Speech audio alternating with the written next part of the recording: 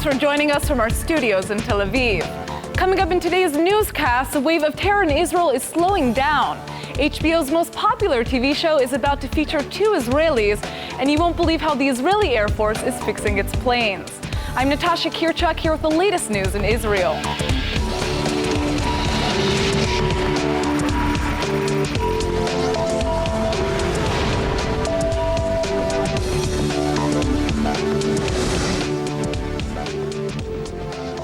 Israel has taken lots of action to curb Palestinian attacks against Israelis, and it looks like it's working.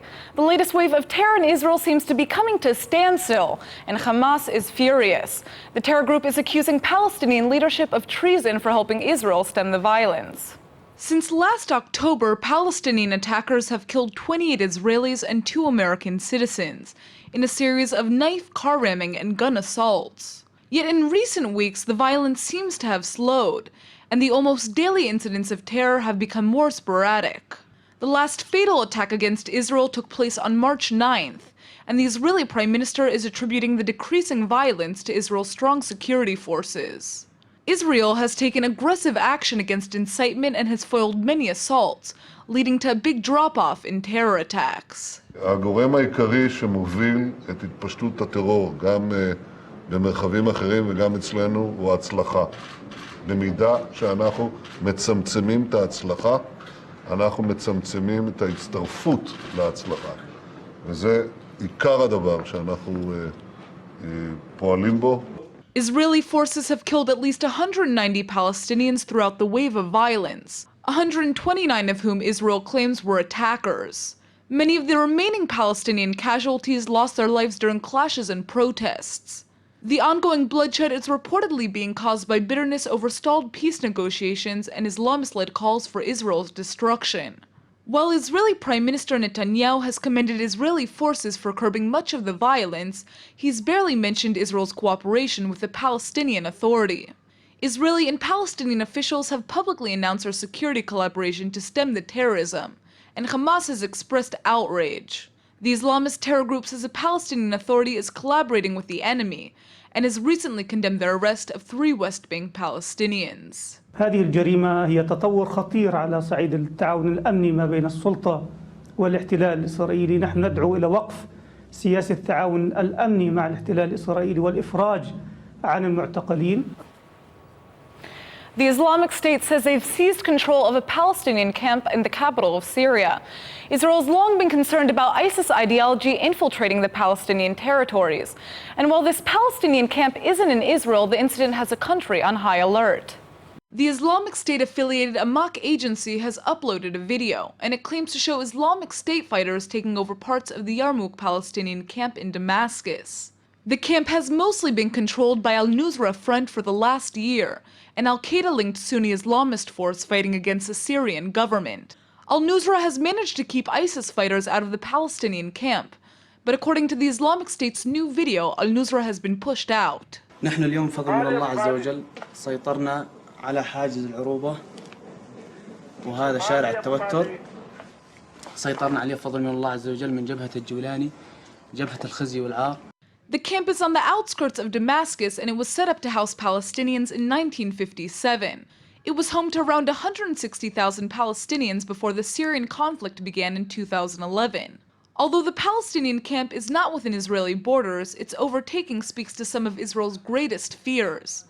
Even though support for the Islamic State is limited among Israeli and Palestinian Arabs, the Israeli government has been hard at work to prevent the ISIS ideology from infiltrating the country.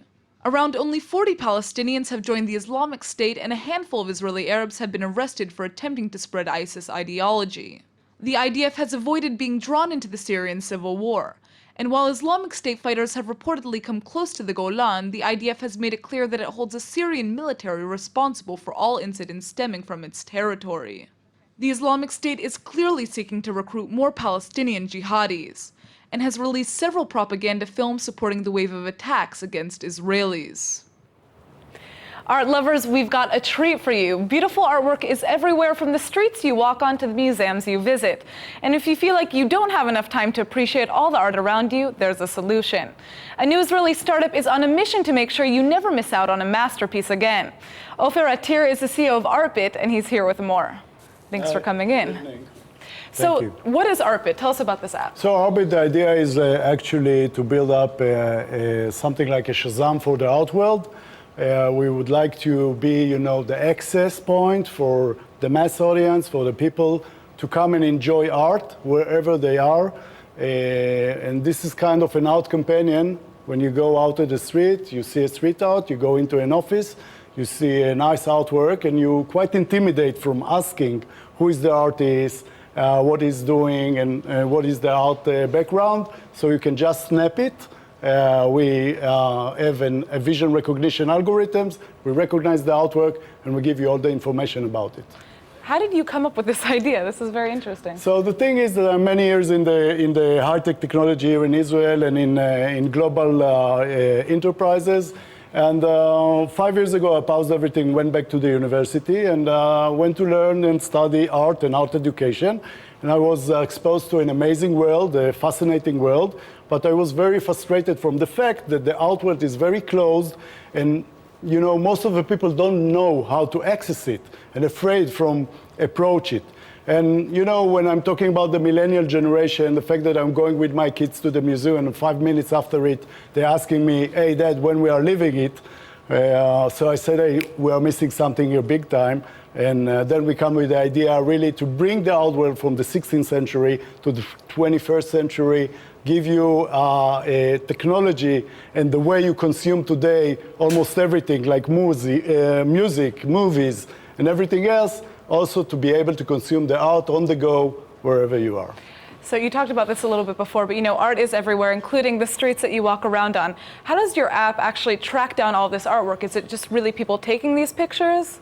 Yes, so the fact is that we also build up on a crowd a database, which means that once you snap an artwork in the street or anywhere else, and we don't have it yet in the catalog, we invite you. It goes into the database. Yeah, we invite you to contribute it, and we also, we already launched it in Tel Aviv, and now we are doing first launch activities in New York. And we found out that most of the people really get very excited from the fact that they can contribute artworks, and basically they contribute it to the catalog, and the next guy that will come and snap the artwork will already be able to get the information about it. And this is really building the biggest catalog and an entry point for a digital art archive across the world. So it's interesting that you're using technology to help people go out and see art, because you'd think now at this point you can just go on your phone and look up a famous piece of artwork without actually having to go out and see it in a museum.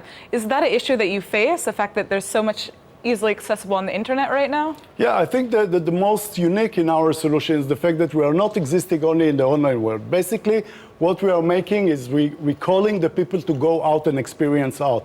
As an artist, the most sacred moment is when the viewer is standing in front of your artwork. And we don't want to replace it. We just want to enrich it and to call the people out, go in the street, see the things, work with digital tools, bring your own device, work with your device, but really get enriched and build all the social around it. And we're really starting now to approach more and more education venues. So that's my final question for you. What is your ultimate goal with this project? Will the app have a big impact on art education? Right, exactly. So we found out that we get an amazing feedback from art education all over, students, teachers, and we really started to approach this venue, and we're going to launch a contest in New York for art students to upload street art, and we're going to work with art funds and grants in greater New York area, really bringing the millennial generation to start and approach art and consume art and appreciate it again. And appreciate it with the tools that they are used to, building all the social, the conversation, and the ability to express themselves also. Well, it sounds amazing what you guys are doing. I'm going to download the app on my phone. Great. Thank you so much for coming in. Thank you. Israel has long maintained a blockade on the Gaza Strip, all in an effort to prevent Hamas from acquiring more weapons to attack Israel. Yet despite the ongoing tension between Israel and Hamas, Israeli hospitals have continued to provide extensive medical support for Palestinians from the Gaza Strip. Now, Gazans are turning to an alternative form of healthcare within Gaza to treat all types of illnesses, and you won't believe what it is. Most people are taught to be scared of bee stings, but it turns out their venom can have healing qualities. A new alternative health center in Gaza City is helping combat the issue of poor medical care in the Gaza Strip by treating patients with bee stings. 18 أو 20 مضاد حيوي موجود في النحل، فلجأ من هذا المنطلق انه بعض الدكاتره فتحوا مراكز كبيره جدا في العالم، منها في المانيا ومنها في سيناء ومنها في امريكا وفي كل دول العالم، مراكز بالكامل بيستخدموا العلاج بلسع النحل. Beekeeper Ratib Samor sees about 250 patients a day in Gaza City, whose health issues range from hair loss to cancer to cerebral palsy. Samor isn't a doctor and he's never worked in a hospital, but he learned how to do bee sting therapy from his father who used to raise bees. عدد الفيروسات في السنتي الدم بالواحد كان يجي لك 7,300,000 فيروس في السنتي الدم PCR. بعد حوالي 4 شهور كان نيجاتيف. طبعا هذا الكلام لا يصدق، مش بلسع النحل بس، لا برضه بمنتجات النحل بنظام معين. الحمد لله أكثر من حالة وحاليا شوفوا تماما. 58-year-old Samor says he coerces bees into stinging patients at certain parts of their bodies that he has carefully studied. While some doubt his methods, many of his patients say they have seen positive results. ابني معه توحد ودلوني يعني أهل الخير على النحل، إلي سنة ونص لقيتها بعالجه في النحل، تحسنوا والحمد لله كثير. الحمد لله أنا لقيت بصحة كويسة والحمد لله تمام، لكن برضه رغم إنه أنا بتعالج في النحل وطبت والحمد لله قرب نشفاني، لكن مش راح أصير المكان هذا، ليش؟ اتعودت على النحل. Gazans face limited medical support in the Gaza Strip. The Egyptian and Israeli blockade has prevented medical professionals from moving in and out of Gaza, leaving hospitals in the area poorly equipped. But to make up for it, Israel has provided tons of medical care to Gazans in need. Last year, Israel provided over 27,000 medical permits for Gazans to travel for healthcare in Israel, the West Bank, and East Jerusalem. The medical assistance has helped forge stronger connections between Palestinians and Israeli civilians. Israel is known as a high-tech leader, but sometimes it's still shocking how innovative the startup nation is. It turns out the Israeli Air Force is using 3D printers to refurbish their planes, and they're working so well the planes are becoming even better than new. Israel's Air Force is known to be one of the most advanced in the world, but it's also always facing budget challenges and the need for new equipment. So the IAF has gotten creative, and now the Tel Nof Air Base in central Israel is using 3D printers to create new parts. The Israeli Air Force's Aerial Maintenance Unit is known for upgrading older Israeli planes by installing digital technology and new information screens, changing the wiring systems and more. And they say 3D printers are making the job much easier by speeding up the process and saving a lot of money. Before the printers were invented, the unit had to use engineers, designers, and manufacturers to make a single part, which could take months. But now they can use a 3D camera to make a model of a part, upload the data to the printer, and voila! Within a few hours, they have the airplane part ready and waiting. The unit says they're still working to come up with even better technology, and they're currently teaming up with Ben Gurion University to create a 3D printer that can print metals like titanium, which are especially important in fighter planes. For those of you who are wondering why the IAF keeps buying fighter planes from countries like the US rather than developing their own, it all comes down to budget. The Aerial Maintenance Unit says Israel's a small country with a smaller defense budget, and so they're playing to their strengths. Right now it looks like those strengths are refurbishing 30-year-old planes to make them fighter-ready and better than new. HBO's hit show Game of Thrones is known for its shocking plot lines and incredible actors.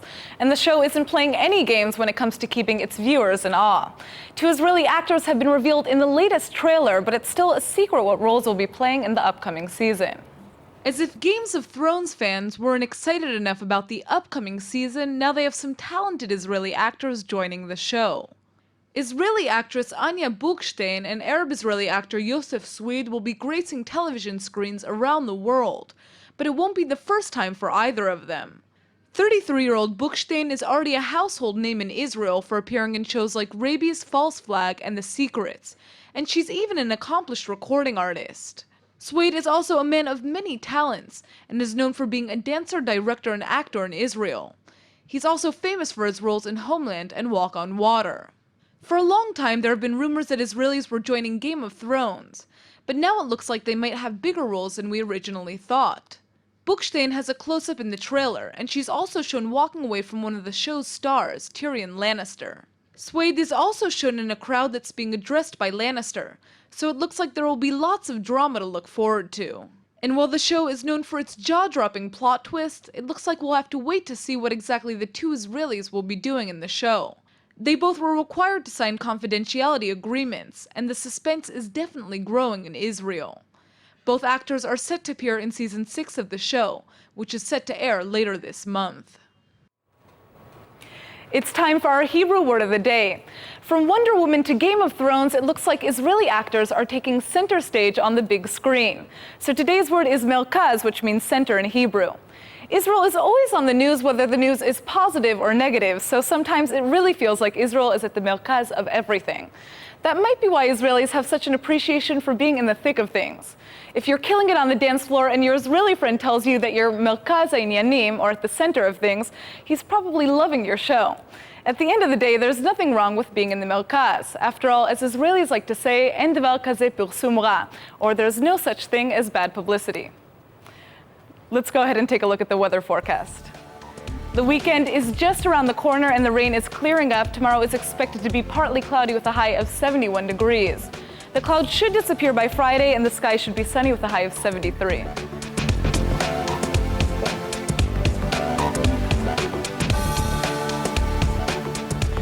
All right, everybody, that's it for today's news. Today's exchange rate is 3.77 shekels to the American dollar. Remember to sign up for our daily newsletter at iltv.tv, and don't forget to check out our evening update every night at 8 p.m. Eastern Time. Thanks for watching, and we'll see you tonight.